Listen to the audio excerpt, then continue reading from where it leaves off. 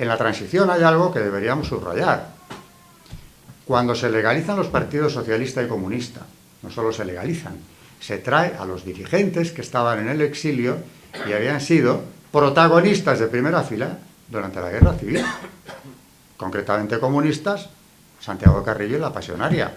Y no vienen de cualquier manera a acabar sus días pacíficamente aquí, es que los traen a las Cortes.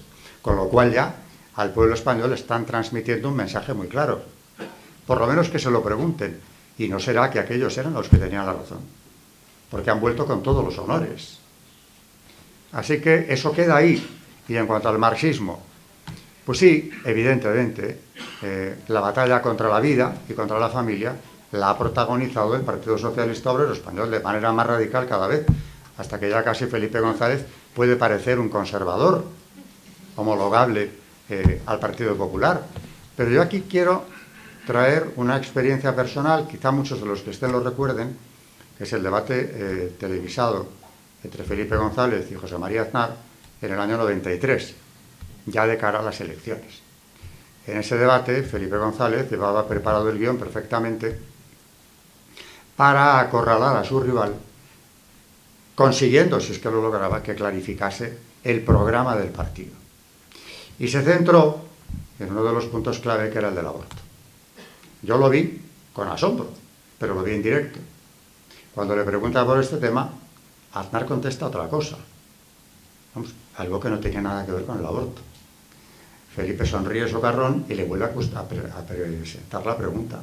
¿Qué va a hacer usted con la ley del aborto? Porque él ya la había introducido. No contestó. Me quedé asombrado y pensé, bueno, no lo quiere decir ahora en campaña electoral, aunque ya eso es muy grave, porque si no lo quiere decir es que encuentra que hay argumentos a favor, pero supongo que en cuanto gobierne lo quitará. Ya sabemos todo lo que pasó. Nada de nada. Muchos años más tarde lo justificaba diciendo que no lo tocó porque había ya un consenso social en España partidario del aborto. Y así nos hemos venido sucediendo hasta la actualidad. No olvidemos que Mariano Rajoy habló de reformarlo, no suprimirlo, no, por favor. Pero reformarlo sí. Y también sabemos perfectamente qué ocurrió con la reforma.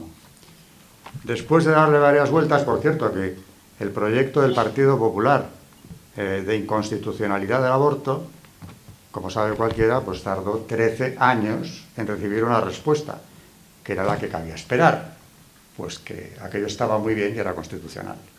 Mientras tanto, ¿qué pasó con el proyecto de reforma? Pues que naturalmente ahí se quedó y no hubo ninguna reforma del aborto. El propio Partido Popular retiró su proyecto. Lo suelo traer, ya no me va a dar tiempo de darle lectura, pero sí destacar aquella carta pastoral de Monseñor Reich Pla, llamar a las cosas por su nombre, donde dice o explica el por qué el Partido Popular ha retirado ese proyecto de reforma de la ley del aborto. Ya habla de un imperialismo transnacional que ha presionado fuerte, utilizando naturalmente al lobby LGTB y a todos los que dependen de ese imperialismo económico transnacional capitalista, para que España no se convirtiera en un ejemplo para Europa y Hispanoamérica en materia abortista. Es decir, que a la hora de la verdad tampoco se sintió con ánimo o no quiso plantarse ante esas fuerzas Mariano Rajoy y retira su proyecto. ¿Qué ocurre? Que claro, con la llegada de Zapatero al poder mediante lo que se puede calificar, desde luego sin rubor, de un golpe de Estado, retomamos la ingeniería social marxista donde se había quedado. Yo aquí quiero recordar lo que decía al principio, el primer país que legisla a favor del aborto y lo legaliza es la Unión Soviética. Tampoco es muy raro que sus herederos ideológicos, aunque luego Felipe González quiso desmarcarse renunciando al marxismo, pero son herederos ideológicos de todo aquello, retome el asunto donde lo habían dejado. Nuevos derechos, un aborto ya como derecho y una sociedad española prácticamente irreconocible a día de hoy. Sin embargo, también soy de la opinión de que España, y lo vengo sosteniendo desde mucho antes de que todo esto haya ocurrido, va a ser imbatible.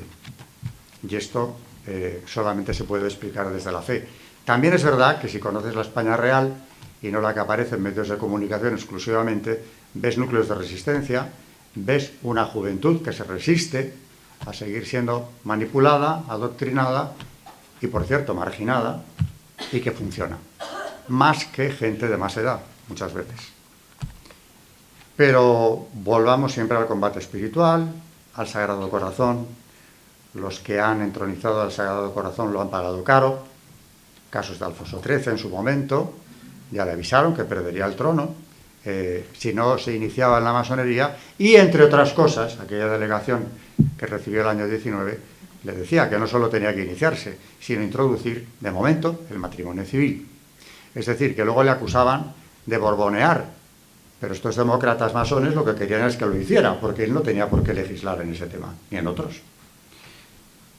En cuanto a el argumentario del Partido Popular en general en estos temas, como irse resignando a lo que el marxismo le va imponiendo, también se adelantó don Marcelo, y con esto voy a ir acabando enseguida, porque habla de algo que manejamos demasiado a menudo y es muy grave: el mal menor. ¿El mal menor? El mal es el mal. ¿Y menor en qué caso? Bueno, podríamos entrar aquí en definiciones. A veces el mal menor es que ya ha ocurrido, nos lo han hecho, nos lo han impuesto. Y hay que tratar de minimizar el efecto del mal. Pero muchas veces se utiliza para hacer un ejercicio de pura hipocresía. Voy a aceptar el mal menor para evitar el mayor. ¿Y cuál es el mayor? Aquí también nos daba respuesta don Marcelo. Porque decía, anticipándose a lo que veía venir, estos son, a nuestro parecer, los riesgos más notables a los que la Constitución puede abrir paso. Habla de aborto y matrimonio, es decir, familia. Su gravedad es manifiesta.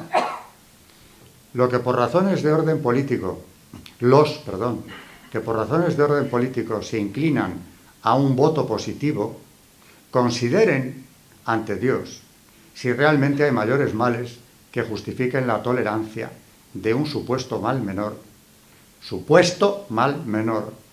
sin olvidar que no es lo mismo tolerar un mal cuando no se ha podido impedir que cooperar a implantarlo positivamente, dándole vigor de ley.